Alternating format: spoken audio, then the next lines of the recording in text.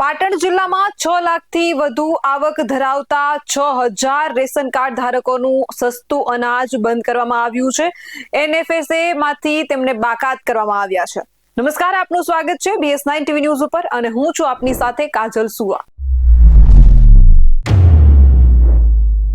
પાટણ જિલ્લામાં વાર્ષિક 6 લાખથી વધુ આવક ધરાવતા 25 લાખથી વધુ ટન ઓવર કરતા અને કંપની કે ભાગીદારી પેઢીમાં ડાયરેક્ટર છે તેવા આશરે કુલ 6000 જેટલા રેશન કાર્ડ ધારકોનો પુરવઠા વિભાગે અનાજનો જથ્થો બંધ કરવામાં આવ્યો છે અને તેમને એનએફએસએ નો લાભ બંધ કરી તેમના રેશન કાર્ડ નોન એનએફએસએ કરી દેવામાં આવ્યા છે. સસ્તા અનાજ લેતા લાભાર્થીઓની સરકારે ફરજિયાત કેવાયસી કરાવતા 6 લાખથી વધુ આવક ધરાવતા ઇન્કમટેક્સ ભરતા 25 લાખનું ટર્નઓવર કરતા તેમજ ભાગીદારી પેઢી કે કંપનીમાં ડાયરેક્ટર હોય તેવા સસ્તા અનાજના લાભાર્થીઓ હોવાનું સામે આવતા પાટણ જિલ્લામાં ગ્રાહકોની ચકાસણી કરવા માટે પુરવઠા તંત્ર દ્વારા 1.29 લાખ ગ્રાહકોને નોટિસ આપી હતી અને નોટિસ બાદ તેમના જવાબ લઈ પાત્રતા માટે તેમની ચકાસણી કરવામાં આવી હતી, જેમાં 5716 રેશન કાર્ડ ધારકોની 6 લાખથી વધુ આવક હોવાથી ઇન્કમટેક્સ રિટર્ન ભર્યા છે.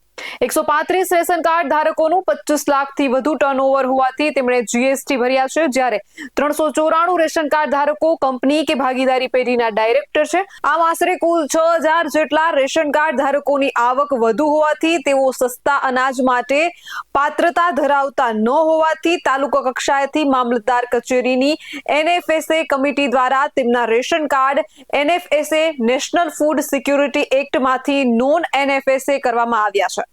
લોન લેવા ઇન્કમટેક્સ ભર્યાના સસ્તા અનાજનો લાભ બંધ. ઘણા વિદ્યાર્થીઓની આવક ઓછી છે અને તેઓ સામાન્ય પરિવારના લોકો છે, પરંતુ લોન લેવા ઇન્કમટેક્સ ભર્યાને સસ્તા અનાજનો લાભ બંધ.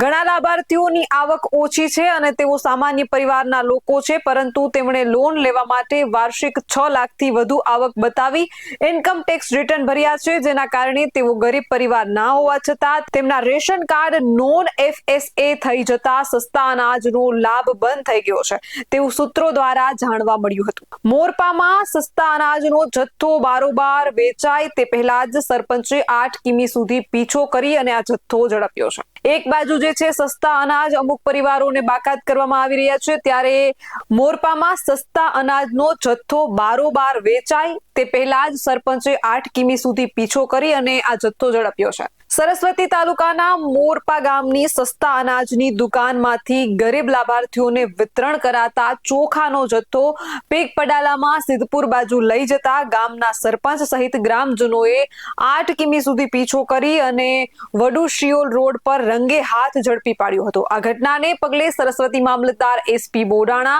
અને નાયબ મામલતદાર મિતાબેન પટેલ ઘટના સ્થળે પહોંચી 50 ચોખાના કટ્ટા, 2 દાળ અને 2 ચણા મળી કુલ 54 કટ્ટા જપ્ત કરી પુરવઠા વિભાગમાં મોકલી અને વધુ તપાસ હાથ ધરી હોવાનું જણાવ્યું હતું.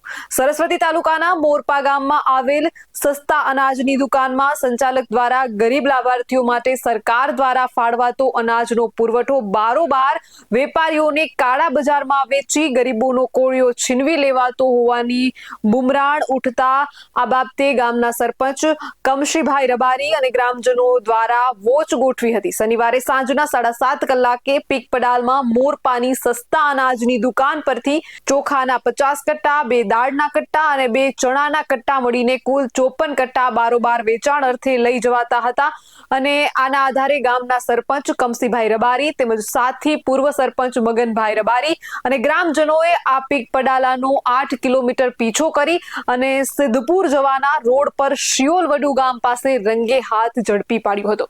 ગામના સરપંચે સરસ્વતી મામલતદારને જાણ કરતા ઘટના સ્થળે દોડી આવ્યા હતા અને સમગ્ર ઘટના અંગે સરસ્વતી મામલતદારે સસ્તા અનાજની દુકાનના દલાભાઈ રબારી, દીકરા વિજેશભાઈ રબારી, સિદ્ધપુરના શ્રીમાળી અજીતભાઈ અને પીકપડાલાના ચાલક રાવત મુકેશભાઈ સામે કાર્યવાહી કરવાની તજવીજ હાથ ધરાશે. જથ્થો સિદ્ધપુર પહોંચાડવાનો હોવાની કબૂલાત મોરપાના શ્રી મોરપા સેવા સહકારી મંડળી સંચાલક દલાભાઈ વાશીભાઈ રબારીના ઘરેથી દીકરા વિજેશભાઈ રબારીએ પીકપડાલાના ચાલકના મોબાઈલ કોલ કરી મોરપા ગામે બોલાવી અને શનિવારે રાત્રે 7:30 કલાકે જે છે 50 કટ્ટા ચોખા, 2 દાળના કટ્ટા અને 2 ચણાના કટ્ટા મળીને કુલ 54 કટ્ટા ભરાવી અને ₹65,000 રોકડા લઈ સિદ્ધપુરમાં શ્રી માળી અજીતભાઈના ત્યાં પહોંચાડવાના હતા તેવું ડાલા ચાલક મુકેશભાઈ રાવતે જણાવ્યું હતું.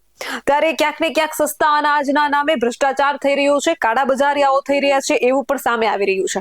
શું તમારા વિસ્તારમાં સસ્તા અનાજના નામે આવું કાળા બજાર કે ભ્રષ્ટાચારી થાય છે? તો અમને કમેન્ટ કરીને જરૂરથી જણાવશો.